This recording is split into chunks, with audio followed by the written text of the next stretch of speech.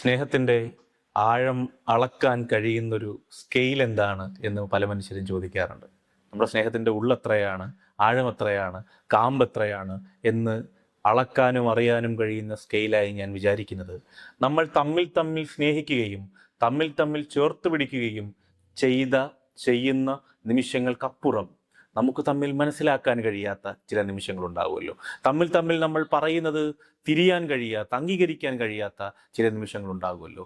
നമുക്ക് തമ്മിൽ തമ്മിൽ പിണങ്ങി മാത്രം പൂരിപ്പിക്കാൻ കഴിയുന്ന ചില നിമിഷങ്ങളുണ്ടാകുമല്ലോ.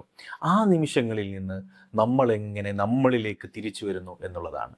നമ്മൾ ആ നിമിഷങ്ങളുടെ ഭയങ്ങളിൽ നിന്ന്, പേടികളിൽ നിന്ന്, അന്ധതയിൽ നിന്ന് നമ്മളെങ്ങനെ സ്നേഹത്തിൻ്റെ ജീവിതത്തിലേക്ക്, വർത്തമാനത്തിലേക്ക് തിരിച്ചു വരുന്നു എന്നുള്ളതാണ്.